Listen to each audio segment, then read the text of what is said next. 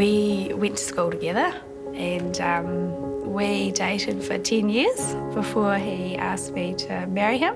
It was a long journey to wait that long, but yeah, eventually he got his act together and decided that, we decided that we wanted to have a future together and went from there.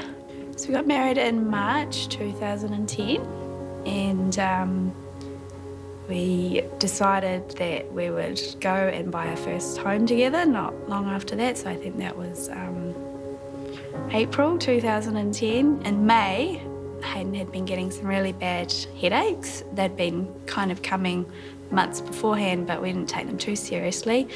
And then we decided we really need to get this looked at, and he discovered that he'd lost the peripheral vision in his right side, and so they took him in for an MRI and just discovered that he'd had a really bad, aggressive brain tumour, and so that was pretty devastating.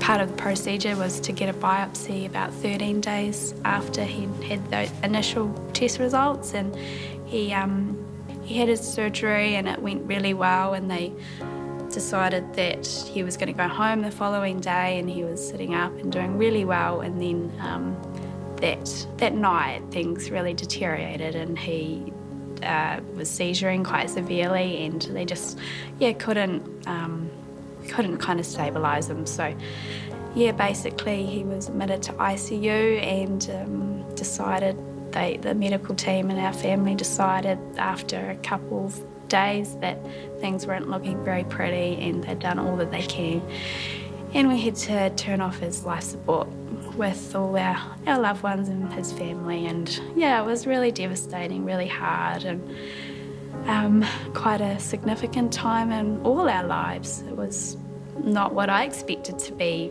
doing at 25 years of age, looking like my future was ahead of me, and we planned for a family, and like things were looking good, but yeah, you just don't know what's kind of around the corner. But yeah, from that moment on, it was quite a journey. I've never been mad at God. Like, it's one thing I haven't struggled with. From that moment on, I just knew God was in it and he was with me.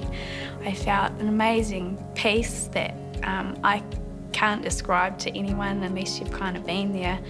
He just revealed himself to me in such an amazing way, and I know it was because there were so many people praying for us, but he was just so there in the middle of the situation, upholding us all. And there was days, don't get me wrong, where you just want to curl up in a ball and cry your eyes out, and I did do that. But every time I did that, I knew God was there, and he was just hovering around me, protecting me, covering me, showing me that he had a future for me, a plan and a hope for me. And he promised me in Jeremiah 29:11 that he did have a good plan and a hope for me, and I just had to keep holding on to that and believe that, yeah, whatever had happened, he had good things in store for me.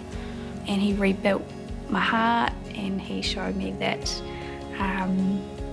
I could dream again, and one of my heart's desires was to be married again and to have a family. That was one of my big passions in life.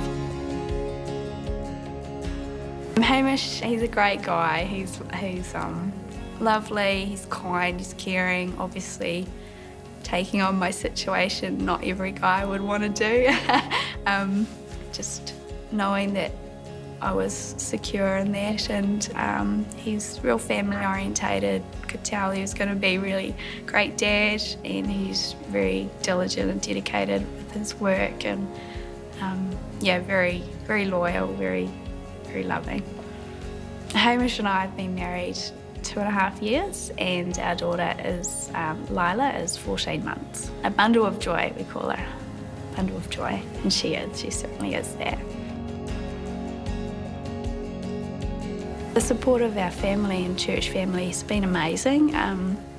Yeah, I just couldn't have done it without that faithfulness of coming each week and just being filled up in his presence and his spirit and getting the word into me. It really just kept me moving forward and what he had for me. And yeah, it's definitely, this place is a credit to helping me get through my journey so far.